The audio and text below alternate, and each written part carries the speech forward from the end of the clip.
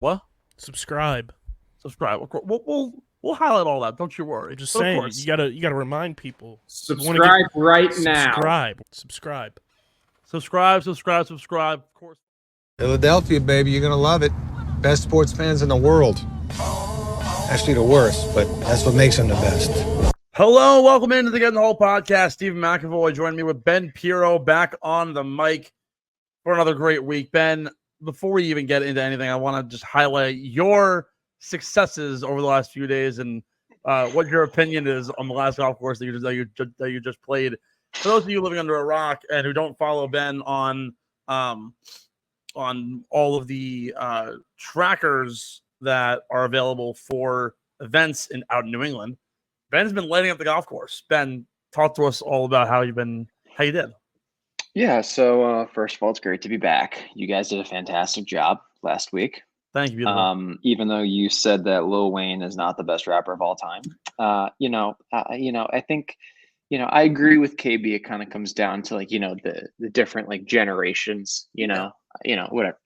Anyway, Anyhow, whatever. Yeah, no, it was fun. Look, I mean, I went up to Vermont and it was interesting. I ended up playing okay. I shot 70, 72, 74, which was 6 over. And for a course it's only 6,000 yards, you might not think that's very good. It's a very difficult golf course to go low on because it's basically a dog track. It really is. It sucks. And I didn't know this, but just because you make the cut, because I made the cut on the number, I had 49 yards on 18 in the second round, and I had to make birdie to make the cut, and I hit it to like that, like 6 inches. So what I found out, they only pay the top 20 in ties, okay. even if you make the cut, which is that's like the first tournament I've ever heard of where you can make the cut and not get paid, which I thought was honestly ridiculous because I'll just when I say this, I'm saying it to educate the folks out there. That event alone, when you factor in tournament entry, hotel, because it's in the middle of nowhere, so you're staying at a resort, unless you want to drive 30 minutes from like Lebanon, New Hampshire, and there aren't really any restaurants, so you're Yeah. eating at the resort. You're dropping like $1,300. Okay. Normally at state opens or opens like that, if you make the cut, you get minimum your entry fee back. And to not even give us our entry fee back, I was just kind of like, I am never playing this tournament again. This is like a terrible payout, and it's really insulting because you guys are making hand over fist on the players, and you're just really screwing us over. So that was Vermont, but it was whatever. Then I went to New Hampshire. That was pretty interesting. We had 2 rain delays before I even teed off on the first day. So I was supposed to tee off at 1:51, and I did my warm up. I went to the first tee, and there's a group on the tee ahead of us getting ready to tee off. They blow the horn. So we go inside for 2 hours. They tell us to go back out. The group in front of me tees off on one.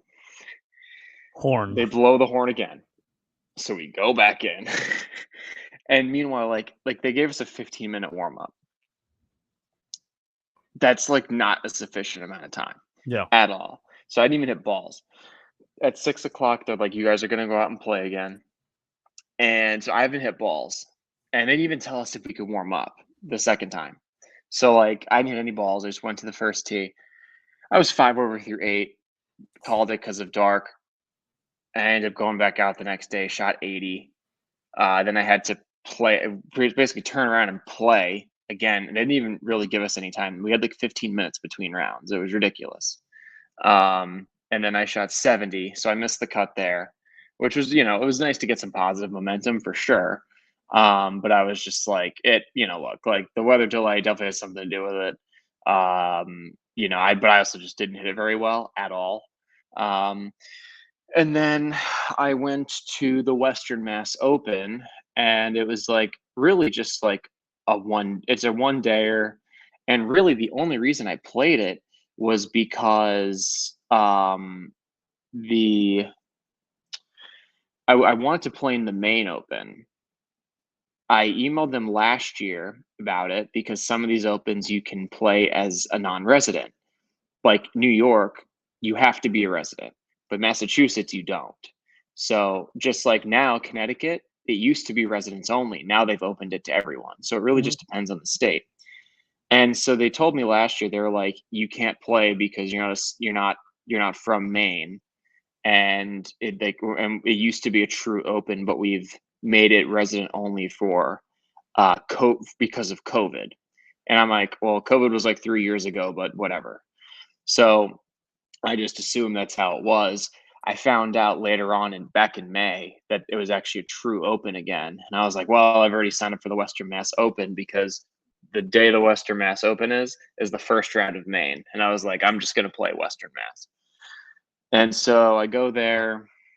I got like 13 holes in until like the thunder and lightning came. So I had to leave the course. But it's an old Donald Ross. And I genuinely felt very comfortable, despite the fact that it was so tree lined.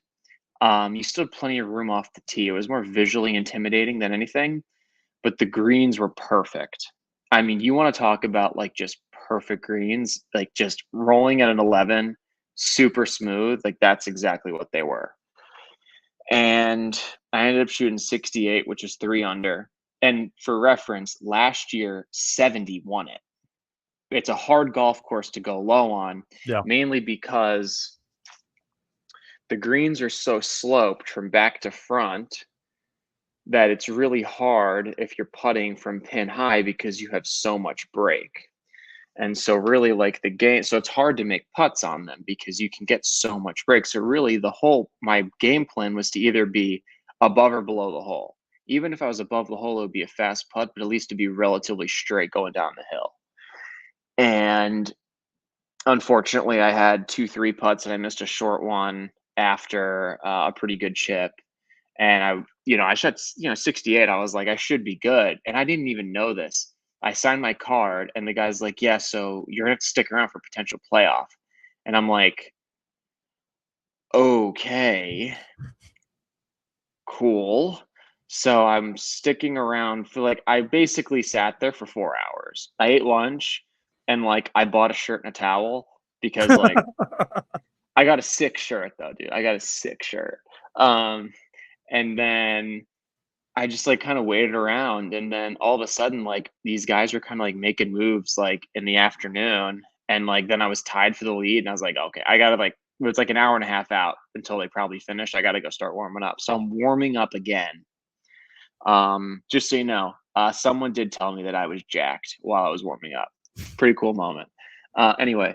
Wow. So boosting Ben's ego one compliment at a time. Well, this guy, he was just he's this random guy. He was like, you look good. And I was like, excuse me? And he goes, literally, he's like, no, man, you look good. That takes hard work. And I was like, thanks. Maybe he's into you. I don't think so. Anyway.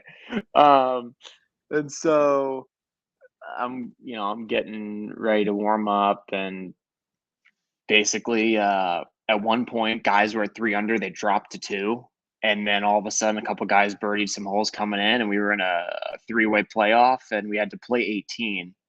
And 18 wasn't really my favorite hole, number one because the last 5 holes of that day I was very stressed because I didn't see the golf course. I drove through it, but it's just you have to know the line. A big thing for me is knowing the line off the tee. Yeah. And then knowing that the compass in the yardage book is correct. Because that's one thing I do in practice rounds, because I'll always cross-check the compass because sometimes they can be off. Yeah. And so if I know, because sometimes some people are really good at knowing where north is. I'm not. So I have to use my yardage book. And so not really knowing where everything was a little bit, it was hard for me. And then to have to go to 18 where it's 3-wood 8-iron. And the angle going into the green just doesn't really suit me. This guy made birdie. I mean, there's nothing really you can do about it. I mean, he had a great second shot of the left rough, and he made a great putt. I mean, he had 12 feet pretty much straight up the hill. And then, but it was good. It was good to I got a nice check for that, which is great. It was really well run, easily the best run tournament of the three. Mind you, only 2 people run that event. Okay, so they did a fantastic job. And then today I had the New York State Open qualifier at Nissaquag, which is just one of my favorite golf courses of all time. I mean, clearly, if you can't tell, I'm being sarcastic. Love that place. Dude, like I was talking to somebody who's familiar with that place, and he goes, "That place needs some TNT." That's exactly what he said. I will say this. I don't think that Sequoia was, and again, look, I'm an average Joe, and it was my first time playing it. My brother's one of his best friends from high school is a member, so he had me out, and a lot of the front nine wasn't horrible. A lot of the holes did feel like they were kind of on top of each other constantly. I didn't like placement of some of the tee boxes. I believe it was, I think it's back to back. It's the 4th and 5th hole. The 4th hole is a sweeping dog leg left. Yeah, those holes are just like what? And then the 5th is the same way around, but if you can cut the corner well enough, you're basically on the green. Or for me, I think I hit a 3-wood to about 20 feet off the green. Like those were nice holes, but then once you get into the middle of the front and then beginning of the back, like it's so undulated, not even undulated, it's just hills. And if you miss wide, particularly left, like you're in the shit where you're 30 feet below the fairway, and it's like you're basically just hacking even to just get it back up and admitting that you're going to take a bogey at that point. So I think overall it isn't a bad golf course, but the layout felt a little weird. It's also smushed because you're in head of the harbor, you're in a part of the you're in a part of the island where it's like it's very woody, and they gotta like mow around certain areas, and a lot of it's preserved, so it's tough to Well, because my dad used to be a member there, but I'd never played it before, and so he got me out there on Wednesday, and so like I played it, and I wasn't really like a fan at all, and I just because it's look, I like a course where I can literally just sit there and just bust driver, even if it's narrow. I just like, because for me, driver's the best club in my bag, and I hit it further than probably 95, and that's being generous, percent of the people that I play with. Yeah. Like I hit it much further than your average pro, and so I was like, I don't really know how much of an advantage I have, and I hate hitting irons off the tee. And I literally just sat there today. And number 2 is this par 5. Yep. I hit driver over the trees on the left. I hit 8-iron. I'm going to look. Did you catch the hill? Sort of. I had 193 in the rough. And I hit 8-iron to like 11 feet and made the putt for eagle. Like it's just a hole you have no business in making an eagle on. Yeah, that green sucks. Like for those of you who don't know, like it's basically a blind second shot unless you're all the way at the top of that hill. So and plus you're so far downhill at that point. And the best part is, and the kid who had me was telling me, he's like, some people who are either like trying out the course as a prospective member or people who are members and just aren't very good at golf always sail the green, and if you sail it far enough, there's the little police station right there. Oh yeah, windows have been broken and tickets have been handed out apparently to members for destroying police property, which is so freaking funny. Well, yeah, and so after that, I made another birdie. I was pretty much in cruise control on the front 9. I had a really good up and down on 9. I hit in the trees right on really an okay tee shot. It wasn't even that bad. Yeah.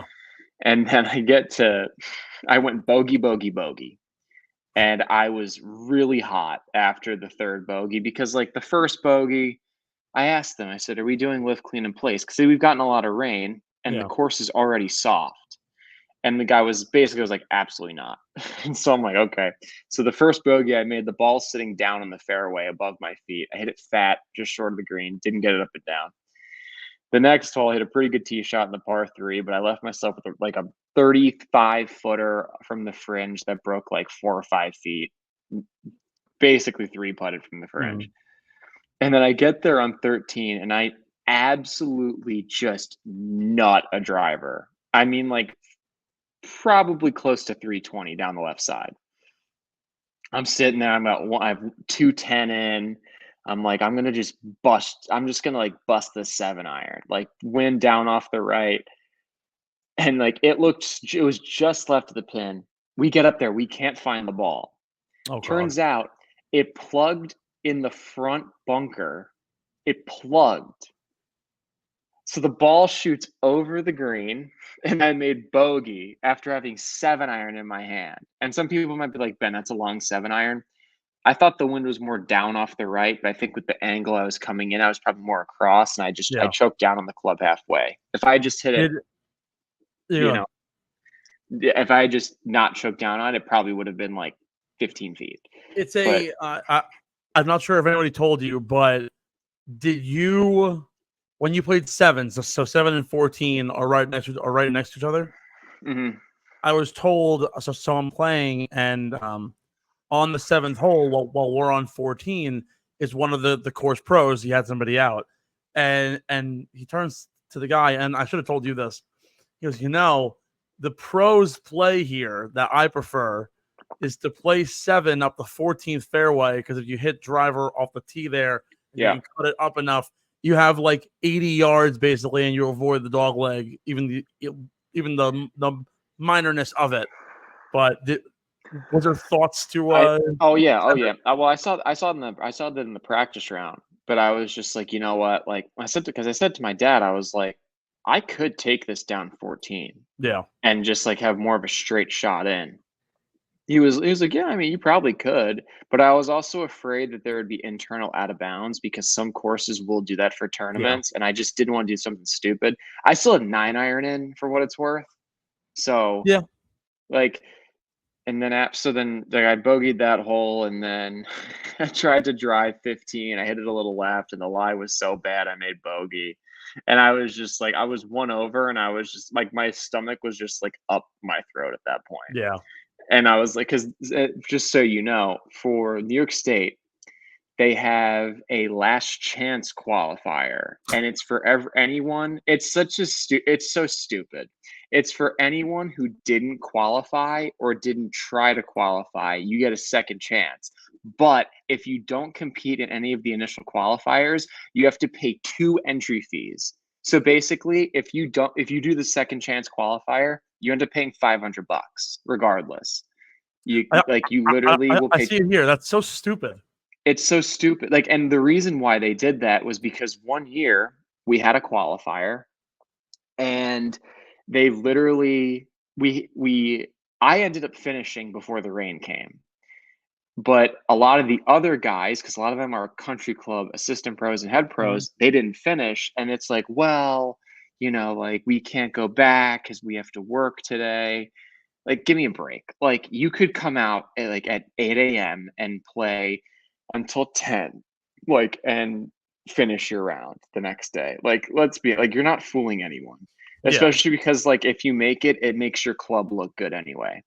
So they basically told all those people, we're going to do a last chance qualifier. And if you just like had to work or whatever, you can just go and play that. And ever since then, it's been a thing. And it's hilarious to me, because literally the payouts are the exact same still. Like before, because like normally you would think like, oh, well, maybe because they're getting more entry fees, they would increase the purse. They don't. It's a joke. And so I'm sitting there with 3 holes to go, and I'm like, I need to make a birdie like right now. And thankfully on 16 is like a short par 5 downhill. Yep. And they're doing construction on 16 and 18. And so I hit it left, because like you have to be an idiot to miss that fairway to the right, because it's a free drop and literally in the fairway. And so I hit it a little left.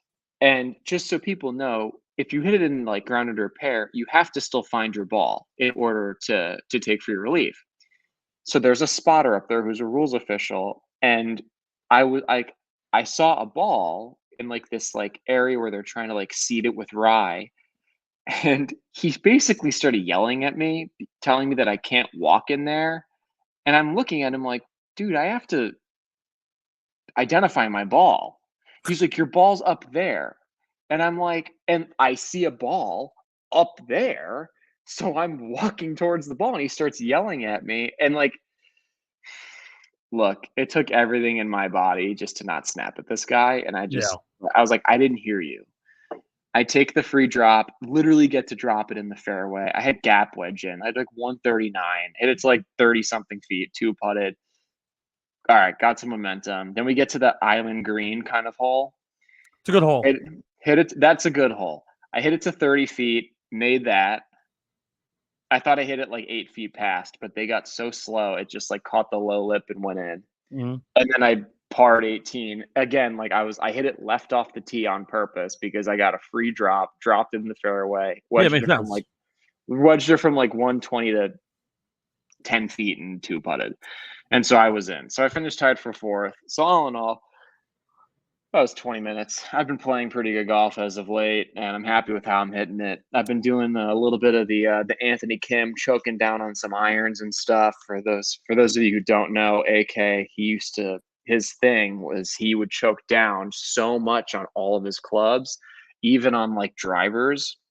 Like he choked down like 1.5 inches, which is a lot. And so like I've been kind of experimenting instead of knocking a ball down, like maybe instead of, I would just take a full swing, but choke down halfway or choke down to like literally like the shaft. Mm. And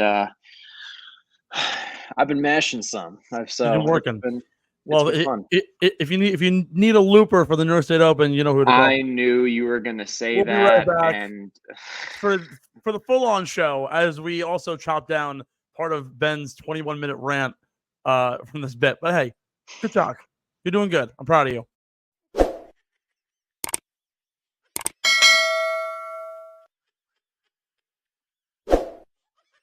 Get in the Hole is brought to you by PHI Apparel Company, our incredible merch partners. PHI Apparel Co. provides unique designs and high-quality clothing from t-shirts to hoodies for every golfer around. With their original designs for all, there's no doubt you'll stand out on the course, the driving range, or at the 19th hole. Go to phiapparel.co and use code UNDERGROUND at checkout for 10% off any order. That's code UNDERGROUND at phiapparel.co and grab exclusive Get in the Hole podcast merch and support your favorite golfers.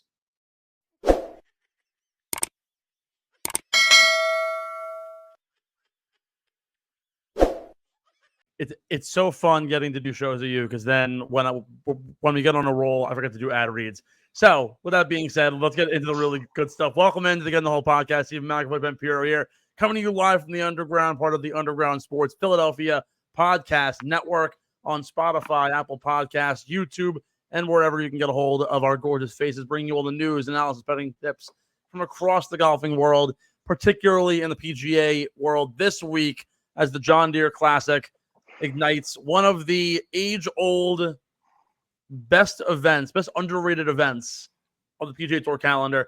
Proudly presented to you, the Underground Sports Philadelphia's Get in the Hole podcast. Sponsored by Tomahawk Shades, the U.S. small batch eyewear in the industry. Founded on Long Island and repped by some of the biggest personalities in sports, including Chris Hogan, Kyle Harrison, and Paige Sporanic. Tomahawk Shades is guaranteed to keep you looking fresh from the first hole to the 18th green.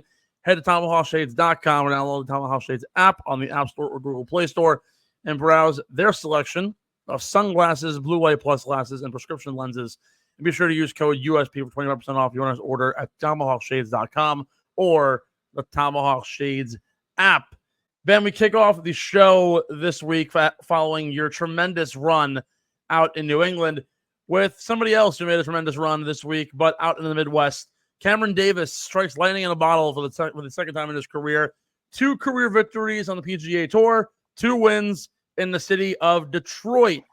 It was, I watched the final round, and I was really pulling for Akshay. I was also very heavily in on Minwoo Lee, who I had to win this week anyways. Davis Thompson made a good run, but at the end of the day, it came down to what, in my opinion, were the three biggest moments of the event was Cameron Young, who was one back on the 15th hole, snaps his driver in half and is all of a sudden basically out of it because you can't now you can't swing driver. You're now having a tougher time on holes on the back stretch. How did it snap? Pretty sure just off the tee shot, it just snapped in half. Oh, like just an unlucky blow. You're one back. You're basically fighting for the lead. He was leading in strokes gained putting the day on the fourth round. Just did not work out for him. Could he? I'm pretty sure he could use a backup if he has it, though. I mean, if he has one, but I'm sure. He should. He might have, but he didn't play with one for the rest of the round. So he got smashed. He ended up shooting one over on the day, finishing three back. Davis Thompson made a run. He shot 4 under. Minwoo Lee at a 3 under round. A 5-way tie going into 18. Cameron Davis makes birdie. Aaron Rai makes par. Akshay Bhatia makes it onto the green in 2.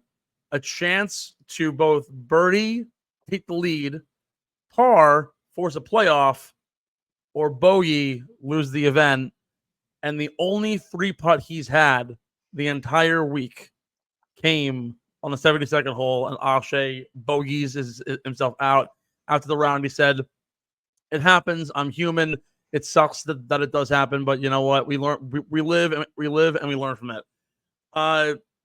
Your reaction to what occurred, the turmoil from Akshay, the snapped driver from Cam, or even double-gloved iron cover Aaron Rai making a big return? I mean, look, that's pretty much golf in a nutshell. You're going to see a lot of crazy things happen, and it's pretty normal. This is going to sound weird, but this is going to sound weird. It's normal to see a lot of crazy things happen in a short amount of time. Like that should never be a surprise to anybody, because at the end of the day, these guys are human. And whether it's the errant tee shot by Akshay or, the accidental, unlucky driver breaking, from Cam Young, it's like that stuff. It's just, it happens, there's always something crazy in every sporting event that happens. Like there are always what ifs, it's like, well, what if Akshay doesn't hit that tee shot? The one that he hit he's a lefty, literally way into right. a tree, yeah. Yeah, what if he's in a playoff? Like, does just Cam Davis still win? If Cam Young's driver doesn't snap, like, does he get into a playoff? What if it's a 3-for-1 playoff? Like, what happens then? There are always what ifs. So it's kind of like, well, what if Clay didn't get hurt? What if KD didn't get hurt? And it's like, and just because there are what ifs, though, that doesn't mean that you cannot discount how well Cam Davis played. I mean, he played fantastic, and it almost sounded like he didn't really anticipate that he was going to win. Oh no, he was he sounded like a little surprised, and which sometimes great things happen when you least expect it. It sounds like maybe he just didn't really have a lot of pressure on him. And sometimes I believe he said like he did like some hypnosis thing, which I do as well. I believe I think he said that. And so like, who knows, maybe that got him to just kind of relax a little bit and not put so much pressure on himself. I'm not in his head, obviously, but clearly it seems to have worked. Look, I mean, he finished 28th in strokes gained off the tee, 12th in approach to the green, 9th in around the green, and 19th in strokes gained putting. So he was very, very solid overall. And he hits it decently long off the tee. He finished 20th in driving distance. Driving accuracy is tied for 7th, which is fantastic. He doesn't this week. Look, I mean, he finished tied for first in birdies. He didn't really do anything that jumped off the page to you, because normally one of those big strokes gained stats, you'll see the winner lead in one of them, and they'll be like top 5 in like 1 or 2 others. He wasn't. But it's a testament to, one, how wacky the game of golf can be. Number two, when you do everything well, you don't necessarily have to do it at an extremely high level. And when I say extremely high level, compared to other pros, compared to me, that's a very high level. But compared to those guys that he's going up against on Sunday, he didn't blow them out of the water statistically. But when you do everything well like that, you don't really have a weakness in your game. And so that actually makes you very dangerous to play against. It's almost a shame because Minwoo Lee in particular, and again, I harp on this because I bet on him to win, was third in the field overall in overall strokes gained total. He lapped the field in strokes gained tee to green. His entire round and losing by one essentially came down to a really bad plugged lie on 7 where he made double, and then a lip out bogey on 18. All of a sudden, you eliminate 2 small issues, and again, by a staggering number, led the field in strokes gained tee to green at over 4 strokes tee to green, which is crazy. He was third overall in the field. You even had someone like Rico Hui who almost five-ish strokes gained total, and almost led the field in the second half of play in strokes gained putting, approach, and tee to green. He was on fire the entirety of the week and came up 3 strokes short. So again, the game of golf is a very wacky thing. Anything can happen, like you said. At the end of the day, it's the same thing as we're going to talk about somebody later on in the show who has had multiple chances to win his first time on tour, has not, and the only reason why is because the 2 times he's been close, he's lost in a playoff to 2 incredible golfers. So we'll talk more about who that is and why he's important in terms of the relationship to the game of golf. But let's take one more short break. Let's get into a lot of the news going on around the golf world. And actually, let's not take a break. Screw that, because we're already running pretty much on. I wanted to talk about a occurrence that happened on social media today or this week, which I don't know if I was talking to some friends and I was like I've been golfing with my best friends from high school probably for about now 5 or 6 years, and no one's made an ace yet. And we're all like, when's it gonna come the time? No matter where it is, it could be a fucking pitch and putt. Like, when's someone going to hole out, have their hole in one? Hasn't happened quite yet. But do you think ever in your life will you be able to shoot a 56 on a golf course? Look, me being the competitive person that I am, I do believe I can birdie every single hole on a golf course. That being said, that is incredibly difficult to do. And whoever this person is that just shot 56, that is nuts. Like, who is this person? Like, his name's Ross Funderburk, which by the way, great name. He's a longtime member at Hidden Valley Country Club in Virginia. He's a graduate of Furman University. He played college golf at Furman. Okay. And managed to shoot. Let's see here. All right, so here's the scorecard. It's a little fuzzy, so I can't totally see. Birdie on 1, birdie on 2, par on the par 3 third, birdie, birdie, birdie, par, birdie, eagle, birdie, par, birdie, birdie, birdie, birdie, birdie, birdie, par. What's the par? Believe 71. It says there's only 1, 2, 3. There's only 4 holes that he didn't that he made par or worse, which he only made par, but only 4 holes where he wasn't able to go low, which is absolutely ridiculous. Well, how long is the course? You're asking me questions that I honestly don't know off the top of my head. Okay, that's fine. Hidden Valley Country Club. Let's see. Let's dig a little more into the numbers. Out in Salem, Virginia. According to this, it is a public golf. Oh no, sorry. This is in New York. Here we go. Hidden Valley. golf. Let's look at the. Do they not have a scorecard?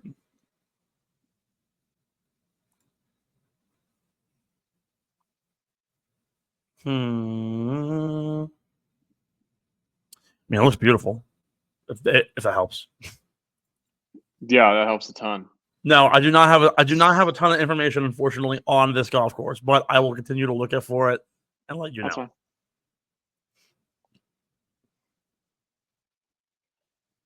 But yeah, no, incredibly impressive feat. Again, as I look more into the numbers, I'll try and find this. One last thing before we head to break here. So I personally was not doing this. I was actually, funny story, a total sidebar from golf for a hot minute. So my fiance's friend Nicole, she met this guy on she went for a month to like Japan and like Eastern Asia. She's on a bike tour in Vietnam. She meets this guy who's British. This British guy, all of a sudden, this is like 2 months later, goes, "Hey, I want to visit you." Impromptu trip to the U.S. Has never been to the States. He shows up. He's been sleeping on her couch. They're in love. They're doing great. They're having fun. She had an event on Thursday night with Kay. She goes, "Hey, can you hang out with him?" I go, I'm gonna get murdered possibly by this random person that I've never met. I babysat a British man who doesn't like golf and doesn't watch soccer. So immediately I'm like, what the fuck do I do with you? I plan on spending my night watching the Euros, watching England play. So what am I going to do? I brought him to an Irish pub and Chili's. All while this is happening, the presidential debate's going on. Why does this all matter? It turns out that during the presidential debate, Joe Biden disclosed that he is a 6 handicap. Donald Trump disclosed that he is a 2.4 handicap. You, a scratch golfer, and me, an alleged 14.5 handicap, according to the MGA. Who would win in a two-man scramble? You and me or Donnie and Joe? So I told my mom that we were going to be talking about this, and she's not very thrilled that we're talking about politics. No. On the pod. We are solely straying from politics. I know. I tried to explain that to her, but she just wasn't really having it.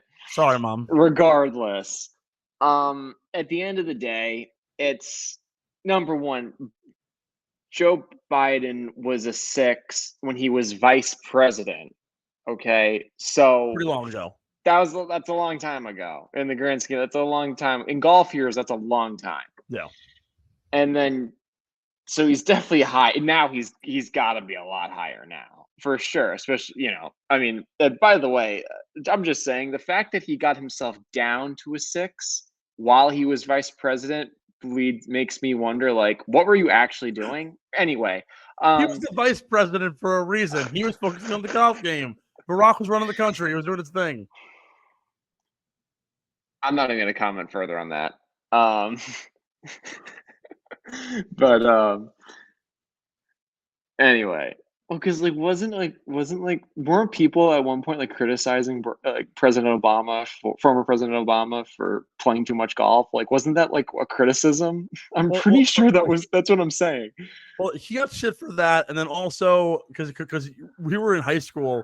I don't know if they did this to you in high school, but obviously going to a private school, Michelle Obama was trying to promote like the healthy eating in schools, and she like banned like regular Coke and like Powerade. So all of a sudden, like one day we showed up to school, and it's all Diet Coke and Diet Powerade, and I'm like, oh god, it was so bad. Diet Coke, which is actually worse for you, by the way. Exactly. Which is funny. It's so bad for you. Anyway, but actually, the best thing in high school, though, I don't know if you have ever had Fuse iced tea. Yeah. They had the Diet Fuse was awful. The regular Fuse was goated. It was amazing. So regardless, though, there's no way President Biden is a 6 handicap now, and Trump allegedly cheats all the time on the golf course. And I say allegedly because I have spoken to people who are members at his courses who say, yeah, he's like a notorious cheater. So, and the fact that you claim to be a 14.5 index, buddy, we would get smoked because the amount of shots we'd be giving Joe Biden at this point, and the fact that Trump cheats, the only thing we would be able to pray for is that they just get into it on the golf course, the two of them as teammates, because there's no love lost there. Like That's we true. would have to, there would have to be something like they would have to have some argument that would just spill over hole after hole after hole to where like they couldn't play. But we would have a really hard time just because like you're not helping us right now with you, because I'm giving them all the shots Yeah, and I you need all know. the shots you can get. I'm being honest. It's an uphill battle for all of us. It's an uphill battle. And again, this all relates back to why the handicap system sucks. Oh my God, yeah. Well, that's what I'm saying. Like I'm a plus 1.1. Yeah. Okay. Allegedly, like whatever. So, in order for me to beat someone who I'm giving strokes to, I have to literally play a perfect round of golf, which is one of the hardest things to do. Like it's really hard to just sit there. Like when I play against my dad, I give him like 18 shots. I have to, if I don't shoot under par, I will not win. And then if you do match play, it doesn't even matter sometimes if you don't shoot under par, because it's match play and each hole is its own match essentially. So, yeah, I mean, look, the USGA needs to update their handicap system, just like the OWGR needs to update their world ranking system. Mm-hmm. But yeah, no, I don't like our odds, Steve. I don't. This is totally unrelated to the topic because I'm not swaying off it. Do you know what PGA Tour golfer has the best career handicap? It's got to be Tiger. No, actually, you'd be shocked. So, okay. How about this? Yeah. Okay, what can you give me a time period? He's played all his golf in the last 20 years. Is he still playing now? Yes. PGA Tour or Champions Tour? Not so PGA Tour. Oh, so he's on LIV. Yes. Oh, now I'm talking career. So this is like, so Lou Stagner, who's like a golf stats pro all over Twitter, basically analyzed every single professional golfer. This is back in 2021, and what their handicap, what their index would be if you took all of their professional career rounds and gave them an index. Okay, give me. I'm just gonna take one guess. It's someone on LIV. I gotta be honest. I feel like it's someone like. I want to say it's someone really physically gifted, but you're kind of steering me away from that because it's like you wouldn't expect this person to have. Would it be Ian Poulter maybe? No. Okay. I'll give you the number. It's a plus 6.5. Jesus. Oh, don't worry. That isn't even the best number. There's a player that you really like who at one point in his career reached the lowest index in the history of the PGA Tour at a plus 8.4, and it's not named Tiger Woods. Phil Mickelson? I don't know. It's Dustin Johnson, a plus 6.5. I was gonna say that was literally the player I was thinking of. The lowest handicap in the history of the PGA Tour. The average Tour pro has a handicap of a plus 5.4. Ricky Fowler, at the best point of his career, had a plus 8.4 handicap. I believe that. John Rahm, during his run of dominance over the last year, when he won 4 times on the Euro Tour and then won like 3 times on the PGA Tour from January to like March, had a plus 7. In that period of time, was playing at a plus 7. Do you know who has amongst the top 25 career money earners? You know who has the worst index? All right. Look, can I at least pull up a list of the top 25? Yes. So the again, I will give you a hint into it. It's also a guy on LIV. so they're not listed. Okay. So they aren't listed on the all-time money list, but they qualify for top 25 according to the numbers. Again, you're not going to find them on the PGA Tour list, but Not even now, even though like historically they were on there. no, because they removed all of them. Are you kidding me? Like Phil Mickelson should be 2. I think VJ is 2. VJ's 4. Was it Europe then? Is 2? Rory. Oh, Rory. Okay. Eric's 3. Yeah. Zach Johnson 16. Nice going, buddy. Oh man. What? He's a top 25 golfer. He's in on career LIV. money, but has the worst handicap of the bunch. He's on LIV. Yep. So you had to be really, really good. I mean, for him to be top 25 before LIV. Or really good in only certain things. Well, I'm thinking of 2 players in particular right now who like in my mind right now, I'm thinking about Sergio because he was never a great putter, but he was such a good ball striker. And then I'm thinking about Lee Westwood, basically the same thing. Think way younger. Think about somebody who was really good, but only did certain things very well in order to accrue all the money that he's accrued. I'd want to say it's Will Zalatoris, but he's not on LIV. Oh man. Think younger. I mean, are we talking Cam Smith? Brooks Koepka. Oh, dude, he has a solid overall game. What are you talking about? He has the lowest handicap amongst all of the top 25 earners, a plus 4.2. Well, the high. Wait, are you talking about the lowest or the highest? No, career, the best handicap, so like technically lowest, right? Plus 4.2. Okay. And that's largely because he plays well in majors and nothing else. Yes. So, okay. I said, he's very good at certain things. We're going to take one last break. On the other side, we'll talk all things the John Deere Classic. And could we very much see one of the most money-driven beer monies you might ever see in the entire history of the show? You very well might get it from me. We'll be right back here on Get in the Hole.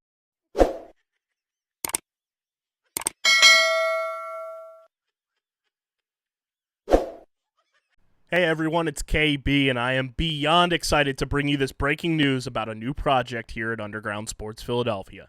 Introducing Light the Flame, an Olympics podcast where all of your favorite Underground Sports Philadelphia personalities will come together to discuss, banter, and break down the Olympic Games. Coming soon wherever you get your podcasts and on our YouTube channel throughout the 2024 Olympics and beyond.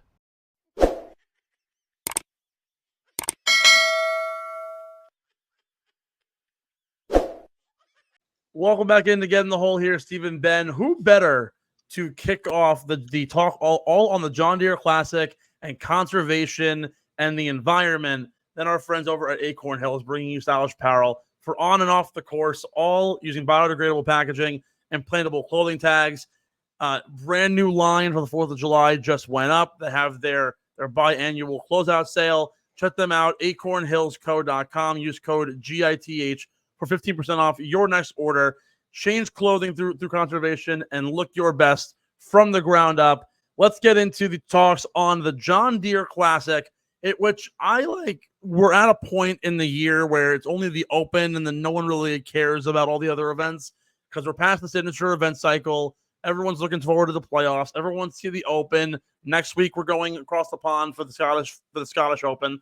But there's something about the John Deere that's actually really important that a lot of folks don't know about. It's a really big, historically first-time course for a lot of guys. If you remember, Jordan Spieth, before turning 20 years old, got his maiden victory on the PGA Tour at 19 in 2013. Bryson DeChambeau, Steve Stricker is one of the only golfers to ever three-peat in an event, but also, listen to this crazy stat, three-peat in an event, and every time won by one less stroke. He won by 3 strokes, 2 strokes, and 1 stroke, all in order. Fascinating. But a lot of history has actually gone into this event. I want to start with some trivia for you and test your your knowledge about the John Deere Classic. It like a lot of like unknown people that the common person doesn't know about, and there are some forgotten stats and figures about TPC Deer Run that I want to kind of see if you happen to know it. Do you know the two title sponsors of what was called originally the Quad Cities Open before John Deere took it over in 1999? I'll give you a hint. One of them is a beer company, and one of them is a fast food chain. Think Midwest. I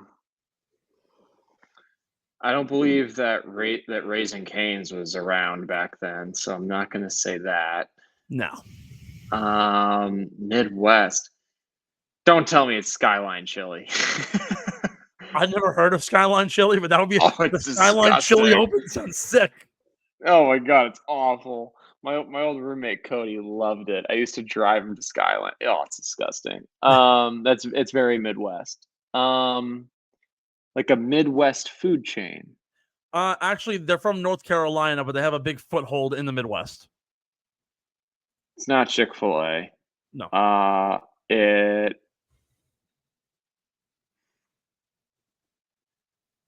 don't really eat a lot of fast food, so I don't. I'm sure there was one probably in your college town. Taco Bell? No. KFC? Nope. It's not like a Wendy's? nationally like big time one. What? Okay. It's not Chipotle. I'm literally just listing every single. No, like, I'm currently fast food looking up chain. if there was a fast food spot by Xavier. Actually, there was. Wait, there was? Yes. Graders? No. Ice cream? No, but kind of close. Wait a minute.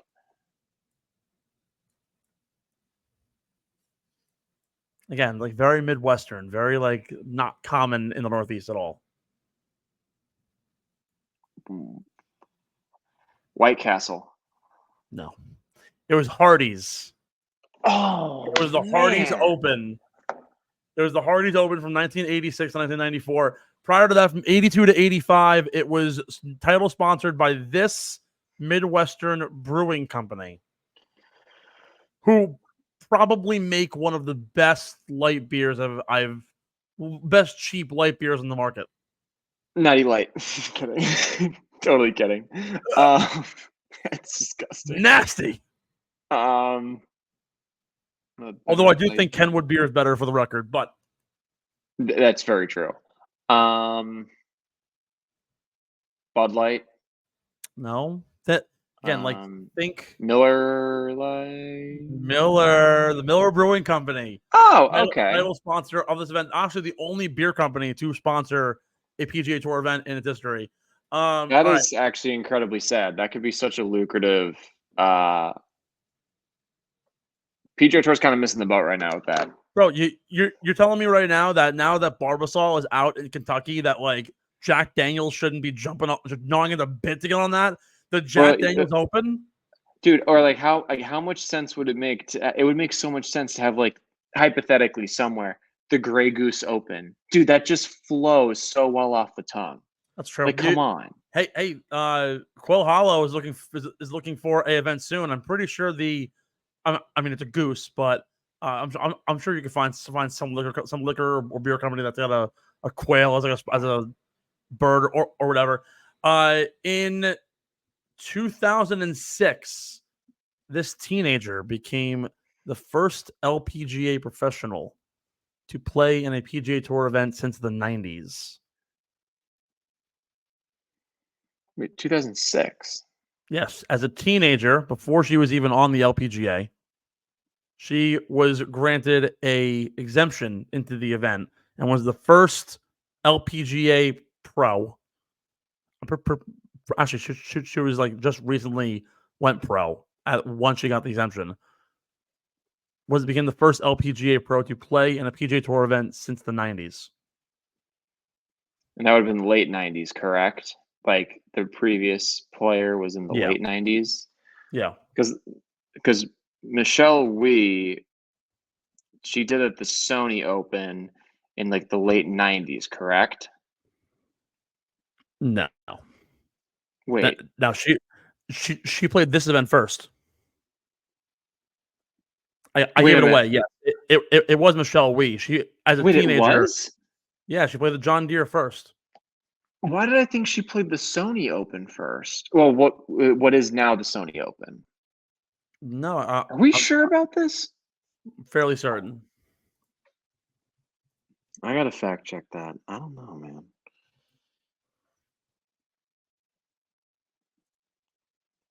Oh god, I'm gonna have to like dig through her numbers now.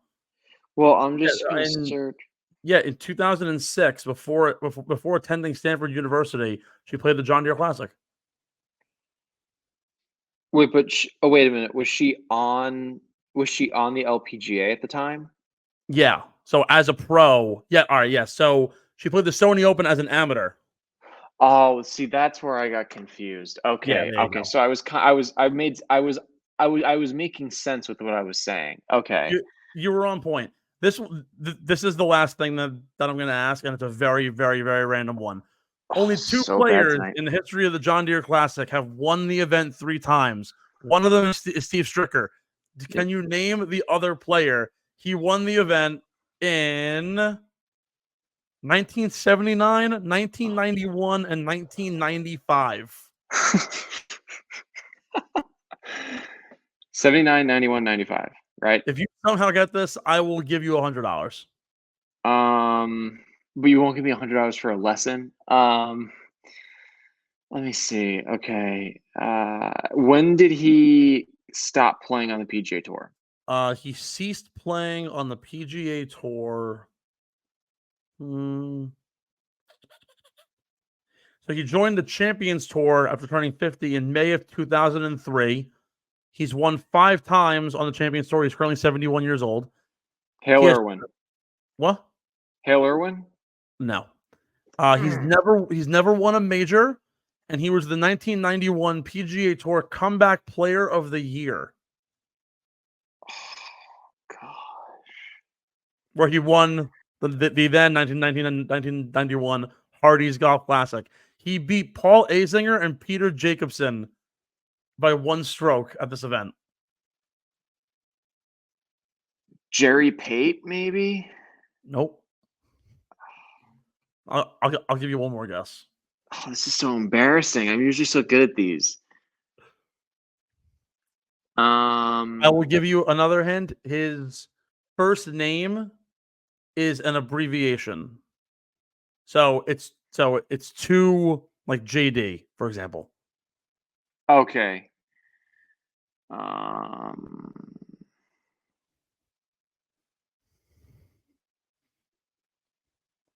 I don't know. I couldn't tell you at this point. It's D.A. Wiebring, Donald Albert Wiebring. Oh, dude, I would have never known. I I didn't know, even know it's he existed. So fucking Sorry. random. I had no idea who this man was.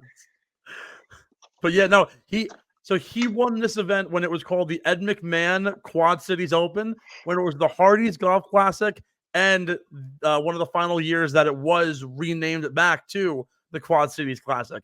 Absolutely crazy how he's again, with Steve Stricker, one of the only wins here. But again, a historically big first-time golf course for a lot of young players to get that first win or a breakthrough victory. Brian Harmon has also won here for the first time. Dylan Fratelli won his first event here. JT Poston, I think his second event was here. Russell Henley's first ever runner-up came at this event. So a lot of history behind it. And with that being said, we'll get into our beer money picks this week. As Ben tries to ride the ship, is now only down by 4. He actually, you could have made up a lot of ground last week because I absolutely bit the bullet to a crazy extent. But we are sponsored by our friends over at Kenwood Beer. Who's Kenny, you might ask? He is light, he's flavorful, and a no-frills beer that you can enjoy any day of the week. Some say it's the best light beer they've ever had, but we say you can't beat the original. Only 120 calories and 8 grams of carbs. It might actually be the absolute best beer for you this summer. Get in on it. Get in on the action. Head to kenwoodbeer.com and use the Kenny tracker to find where you can get your hands on some ice cold, refreshing Kenwood beer. from your favorite liquor stores in the Pennsylvania, New Jersey, Maryland, and now Delaware areas. Must be 21 plus to do so. And of course, please drink responsibly. And for those of you gambling with us, please gamble responsibly. This might be, I've already listed the card out for me, might be the best money-making card if these bets hit. I have value up the wazoo this week that I think the viewers are going to absolutely love. But Ben, we begin with you, a top 20 of the John Deere Classic. All righty. Top 20. It's an interesting field. I mean, I was looking at the odds board, and there are a lot of names that I just haven't seen in a while, like way down. Like I was looking at the depths, like guys like Nick Watney, like I haven't heard that name in such a long time. And Ricky Barnes is another guy. I was like, whoa, like where has he been? But for me, a top 20, I'm going to go with someone who I think fits the course pretty well. I'm going to go with Doug Gim for a top 20. I love it. I like this golf course a lot because and if you want more on it, last year's coverage of the event actually gave a really good update on it. But it's they call a lot of those fairways like a bowl, like bowl style.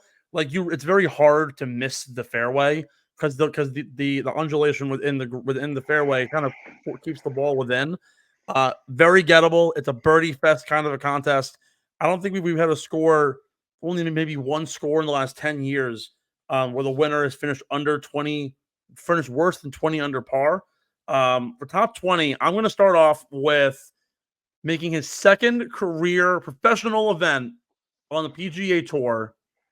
Neil Shipley, big Neil Shipley, finished top 20 of the Rocket Mortgage. He finished 6th that week in strokes gained tee to green. Was really good on approach. Typically playing the Rocket Mortgage and then the John Deere back-to-back, it's a very good indicator of guys who play well there, play well here. Again, a historically really good spot for up-and-coming talent. Neil Shipley, top 20, continue the rise after a tremendous run at the Masters earlier in April, where he had to play with Tiger and cause a social media phenomenon. Top 10. All right, top 10. I'm going to go with a little bit. I wouldn't even say it's really that safe of a pick. There's pretty good value here. I'm going to go with Jason Day for a top 10. I'm a little bit surprised he's playing this event, to be completely honest, especially because the Open is next week. But hey, well, 2 weeks. Yeah, 2 weeks. But this will be a tune-up. You'll go to Scotland the following. By the way, value on Neil Shipley is plus 320. J Day for a top 10 is actually plus 360. But I'm going to double your number. I'm going to go at plus 550. I love, and like one of the best times in my professional gambling career was betting and winning the 2 times that I have bet on this man to win. He has won at Keene's Trace, which is where the Butterfield Championship was. He's won at Port Royal, where the Butterfield Bermuda Championship is. He can win at TPC Deer Run. I've picked him each of the last 3 years to finish top 10. And what has he done? He has finished top 10. Seamus Power, proving that short game and wedge play and putting are prominent at this golf course, has finished top 10 each of the last 3 years. He plays well at River Highlands, at Keene's Trace, at Port Royal. This is a great spot at plus 550 for Seamus Power to show off the Irish guns. Give me that for top 10. Top 5. All right, top 5. I'm a little bit torn on this one. A couple guys I was looking at right here. I'm going to go with someone who's a really good putter. I trust him big time. I'm going to go with Denny McCarthy for a top 5. It's a great pick. You might see him in my picks a little bit later. This is I'm not going to say the long shot, but certainly the odds at plus 750 are pretty much are an indicator of how much of a long kind of dart throw this is. He's finally getting comfortable as a pro. He's a rookie on tour. Over his past 24 rounds, he ranks 2nd in birdie or better percentage, 1st in the field in strokes gained total on courses with easier scoring conditions. I already know where you're going with this. He won in a birdie fest earlier in the year. He won a 29 under par. Like an impressive feat for somebody who was literally in college when he won the event. Nick Dunlap for a top 5. Love this pick. Yeah. Again, we're taking the young guns. We're taking the guys with the exception of James Power, who's an old man. Neil Shipley, Nick Dunlap, and don't worry, we're only getting younger from here. You're giving me a pick this week. All right, my gimme pick. All right, you're going to think this is kind of out of left field. It kind of is. This guy was in contention after 2 rounds, and he actually came out with a pretty hilarious tweet. He tweeted at his brother that they're basically YouTube stars now. And he was like, George, I'm sorry. Like, I'm not going to be able to come to work on Monday as I've made the cut. This probably won't be a regular occurrence. He is a PGA Tour winner. He has a very catchy nickname, especially considering this course has a lot to do with wedges. I'm going to go with Wesley Bryan to finish top 40. I love that. That's my gimme pick. I've been watching a lot more of the Bryans content. They're really good stuff amazing going on with them. So they grew up working with Mike Bender, my coach. Oh, really? Wesley doesn't work with him anymore. I don't really know who Wesley works with now. George still works. He still uses the Bender method. Their dad teaches the Bender method. George works with one of Mike's disciples, basically. Very cool. So yeah, my top 40, it kind of follows along a bit with yours. I'm trying to find where you have Wesley Bryan on here for the odds. I can't totally find him, but he's kind of down there. Is he really? Yeah, I think so. How down is he? Let's see. Oh, well, I found Nick Watney. You're looking at you're at the bottom. All right. So Wesley Bryan's plus 280. Actually, like great value, and I love that. I'm also taking somebody for top 40. But the pedigree, I wouldn't say the pedigree is there. He's never played well at this golf course. I will totally admit that. But he's coming in scorching hot form. It's his first PGA Tour event since earning his card back. I want Harry Higgs for a top 40 all freaking day long, plus 150. An absolute great gimme layup pick. He's dominated the Corn Ferry Tour, and actually the 2 events that he won on the Corn Ferry Tour are quite similar to the way and the layout of TBC Deer Run. I'm all in on Harry Higgs. Your winner this week of the John Deere. All right, people. My winner for the week. To win a tractor. I'm going to go with Sanjay M. I just feel like it's his week. It's his time. That's who I'm going to go with. He's number 1 on the odds boards at plus 1,600. That's my pick. Disappointed that you're going at the very top of the odds board for this pick, but it is okay. Okay, do not even start. Okay, first of all, the odds boards. It's such a the top 5 are within the top 4 are within 400 of each other. Like it's literally, if you could flip a coin, if you had a 4-sided coin, you could flip it. Well, yeah, obviously. Like, come on. Like, I'm gonna go with someone that you actually brought up earlier in the program, about 2 picks ago. So you know when I was talking about how sometimes, particularly for like Akshay Bhatia and for Cameron Young and Aaron Rai and Minwoo Lee, you just don't get lucky sometimes at an event, and Cameron Davis didn't do anything that just kind of like wowed you. It just got unlucky. This guy who I'm picking has been in 2 playoffs, which has been the closest he's ever gotten to winning a PGA Tour event. The 2 times that he lost to Akshay Bhatia and Victor Hovland, who both, when they played, were better than him in stroke gain putting. And this player is statistically one of the top 5 players in the PGA Tour in stroke gain putting every single year in and year out. Yes, Jordan Spieth is in the field, but no, I'm not picking him. Denny McCarthy for his first career PGA Tour victory. It's a good pick. I'm telling you, man, Birdie Fest, he'll shoot 27 under par, not gain a single stroke off the tee, and he'll have like plus 18 putting. It's going to be amazing. I mean, here's the thing. If he wins, that's a top 5 for me. So it's a win-win for us. You're welcome. I'm granting you a free number for me. So you're welcome. Nice. Awesome. Ben, with you back in the game, I want you to handle the outro. Wow. Really? Yeah, because I appreciate you so much. Why do I get a hint of sarcasm there? No, I'm serious. I legitimately want you to take reins here. Okay. Well, I wasn't really expecting to do this, but thank you for. I just completely screwed it up because I was so caught off guard. It's been a great show. Thank you, everyone, for tuning in.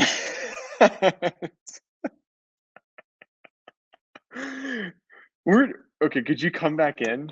It's your FaceTime. Enjoy it. Oh my god.